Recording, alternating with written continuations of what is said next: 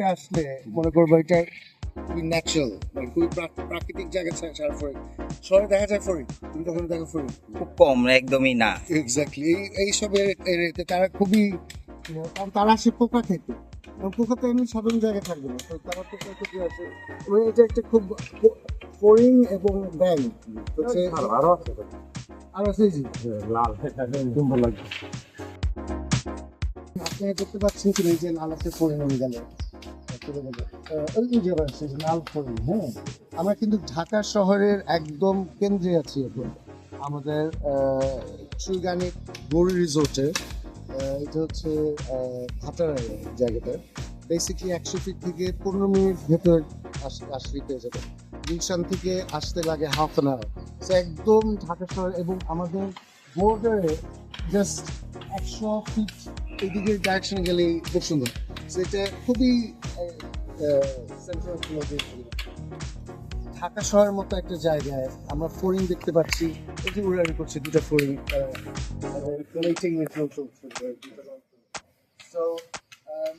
যেটা বলছিলাম যে এটাও একটা খুবই পজিটিভ ইন্ডিকেশন।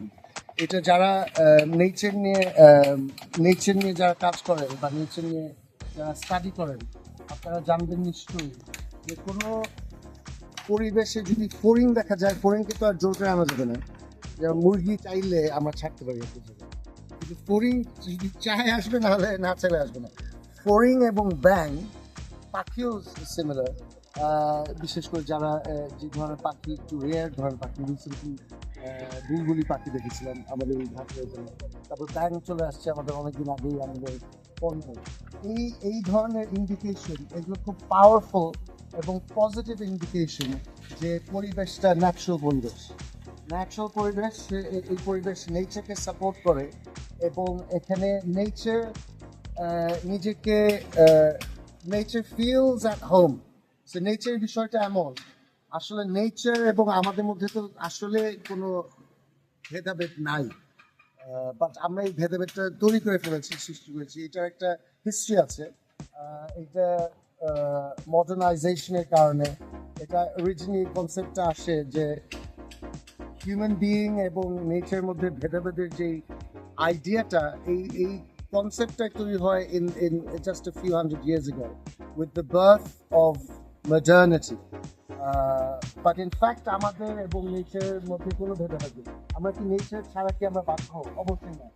আমাদের শরীরের কনস্টিটিউয়েন্টস, মানে যেই মিনারেলস, যেই বিভিন্ন মলিকিউলস, কমপ্লেক্স মলিকিউলস এর মাধ্যমে আমাদের বডিগুলো যে তৈরি হয়, এইগুলো সোর্স কি? এগুলো সোর্সই তো nature.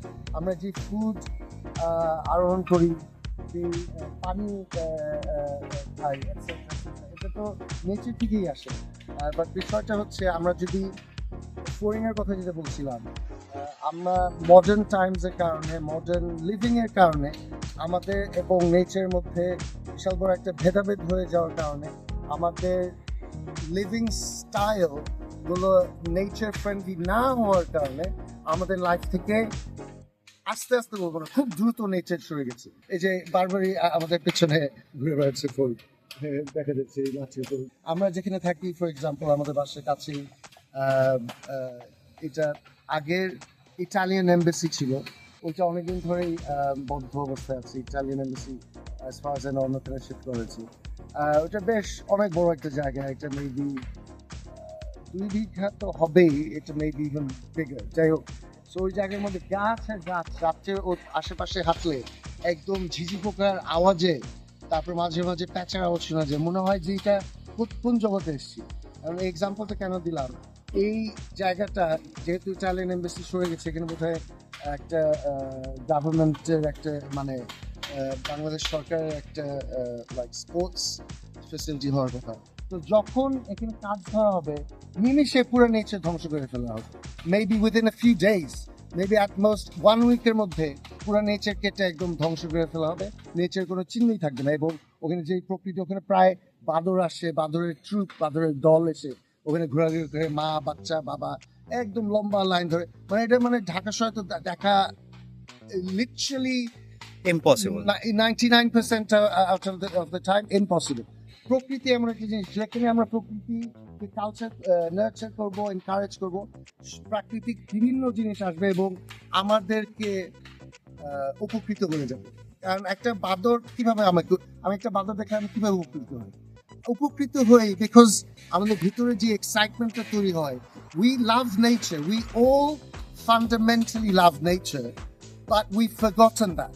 The modern world, modern city life has made us forget about our love affair with nature, without that love affair, we are doomed. আমরা নেচার থেকে যত বিচ্ছিন্ন হয়ে যাব, যত নেচারের এনিমি হয়ে যাব, নেচারকে ভালো না বেশি যত নার্চার না করে অ্যাটাক করব, ডিস্ট্রয় করব, ততই আমরা নিজেদেরকে ডিস্ট্রয় করছি। এটা কিন্তু I am very serious about this. এটা কিন্তু একদম প্রমাণিত, একদম আনডেনায়েবল। আমাদের যারা রিলিজিয়াস লিডার আছেন ওয়ার্ল্ড ওয়াইড, আমার রিকোয়েস্ট আপনাদের কাছে, অবশ্যই ভালো মন্দ কথা পরামর্শ দিবেন, অবশ্যই ভালো ভালো কথাই বলবেন। অ্যাজ ওয়েল অ্যাজ দ্যাট, আপনাদের ভালো ভালো কথার মধ্যে খুবই জরুরি একটা অ্যাসপেক্ট হচ্ছে নেচার নিয়ে কথা বলা। নেচার ছাড়া কিন্তু আমাদের সার্ভাইভাল ইজ অ্যাবসলিউটলি ইম্পসিবল। এবং কোরআন শরীফের কথা যদি বলি, সব রিলিজিয়াস টেক্সটের কথা বলি, সকল রিলিজিয়াস টেক্সটের মধ্যে কোরআন শরীফের মধ্যে বিশেষভাবে বেশি করে নেচারের রেফারেন্স দেওয়া হয়েছে। আমাদের সৃষ্টিকর্তা আল্লাহ তাআলা উনি বারবার নেচার রেফারেন্স দেন, বলেন যে দেখো আমার সৃষ্টির দিকে তাকাও, এর মধ্যে কোনো ভুল ত্রুটি তোমরা দেখো কিনা, পাহাড় পর্বতের দিকে তাকাও, আসমানের দিকে তাকাও, নাইট স্কাইয়ের দিকে। এখন তো নাইট স্কাইয়ের দিকে তাকালে আমরা তারা দেখি না, আমরা পুরো ওয়াইল্ডে যদি যাই, নাইট স্কাইটা যে কি সুন্দর, অসংখ্য তারা দেখা যায়। বাট আমাদের সিটি লাইটের জন্য, লাইট পলিউশনের জন্য রাত্রে আমরা নাইট স্কাই দেখি না। যাই হোক, এটা একটা একটা ডিজাস্টার আমাদের জন্য। এটা it's not a small thing. এটা প্রাকৃতিক ভাবে যদি বলি, মানসিক ভাবে যদি বলি, আধ্যাত্মিক ভাবে যদি বলি, আমাদের জন্য এটা disaster. So we have to reconnect with nature, we have to love nature, we have to honour nature, we have to if we love ourselves, আমরা নেচারকে যদি নাও ভালোবাসি, যদি নিজেকে যদি ভালোবাসি, অ্যাটলিস্ট আমার তো নিজেকে ভালোবাসতে হবে, তাই না? যদি বাঁচতে হয় আসলে তো নিজেকে ভালোবাসতে হবে। আমি যদি আসলে নিজেকে ভালোবাসি, তাহলে আমার নিজেকে ভালোবাসতে হবে। Without nature we are doomed. There is no alternative. যত যাই বিল গেটস বলুক, তারা বিল গেটসের মতো সিমিলার বিজনেসম্যান যত যাই বলুক না কেন, যে তারা ফেক মিট তৈরি করবে, with plant protein, blah blah blah, lab grown meat তৈরি করবে. This is what they're doing. They're growing meat in labs. This is not a joke. This is crazy. This is not normal. This is not how things are supposed to be. We're supposed to be intimately connected with nature. That's how humanity survived for millennia, for thousands upon thousands upon thousands of years. Only God knows really how many thousands of years human beings have been around. The mainstream notion is that humanity's been around for maybe 40,000 years. I think that there are other opinions, as far as I know, that it's way longer, because আমরা discover করছি archaeological artifacts, jotil artifacts, way older than when 40,000 years ago the human civilization began for it. But I think there's a lot of evidence emerging now to suggest that human civilization's been around way longer than that. Regardless, throughout all of human history, humanity has had to be connected with nature. Otherwise, that humanity or that civilization, বিভিন্ন multiple বিভিন্ন time বিভিন্ন ধরনের civilization arise করেছে. Where are those civilizations? These incredibly advanced civilizations, the ancient Egyptians, they had a remarkable civilization, which the proof, Quran Sharif Bhasha Allah বলেছেন, look at the people that went before you and look at the signs that they've left behind. তাদের civilizational sign সবকিছু তো রয়ে যায় নাই। So ওই সাইনগুলি দেখলে আল্লাহ বলছেন যাতে you'll know যে তারাও এত বড় অ্যাডভান্স সিভিলাইজেশন ছিল, কিন্তু তাও তারা পথভ্রষ্ট হয়ে গেছে। এবং আলটিমেটলি আল্লাহর নিয়ম কি, নেচারের নিয়ম, ইউনিভার্সের নিয়ম হচ্ছে যারা বেশি পথভ্রষ্ট হয়ে যায় তাদের আলটিমেটলি নেচার বলেন, আল্লাহ বলেন, নেচার তো আল্লাহর হুকুম ছাড়া কিছু করে না, সো আলটিমেটলি ধ্বংস করে ফেলে। So but the point I am trying to make is, তারা তখনই দীর্ঘদিন টিকে ছিল যখন when they were connected with nature. The Indic civilization, the Hindu civilization generally, in India, it's an unbroken civilization over many, many thousands of years. There have been changes here, definitely. There have been, at different times, different people were in power. At one point, the Mughals were in power, etc., etc. But Hinduism is a very ancient tradition. That if we think about the Chinese, Nobiji Bolachen, seek knowledge even unto China. Utlubul ilm walau fis sin. Seek knowledge even unto China. Utlub in the Arabic, it means it's a command. It's not just seek here, you may or may not do it. It's a command, do it. Even unto China. So knowledge seeking is fundamental to our religious tradition, to the Islamic tradition especially, but in all the traditions. What I was trying to say is China, definitely, if we look at their history, Confucianism, Taoism, Taoism is incredibly rich tradition, which is all about nature. If we read the Taoist text, which is a very short text, the Tao Te Ching, it constantly refers to nature. So nature chara, we're finished. Let's love nature, let's remember where we've come from. তাই না? আমি এটা তো উপর আল্লাহর কথা যদি বলি, যে কোনো ধর্মের ভাষা অনুযায়ী it's true যে we're reminded constantly to remember আমরা কোত্থেকে আসছি. If we don't remember where we've come from, we won't know where we're going. Because we've forgotten where we've come from, আমরা একদম পাগলের মতো কোথায় ছুটছি আমরা নিজেরাই জানি না. So we have to ultimately কোত্থেকে আসছি, আমরা মাটি থেকে আসছি. This is the kind of the remarkable miracle of it all. Amra mati turi মানুষ. This is modern science hasn't been able to add an iota of truth to this statement. যে আমরা মাটির তৈরি, আমরা মাটির মানুষ, মাটি এবং পানির সংমিশ্রণ.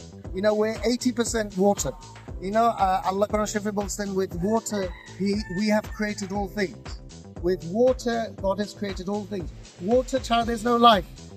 We're 80% water. That's crazy, they know. Anyway, so let's remember where we're from.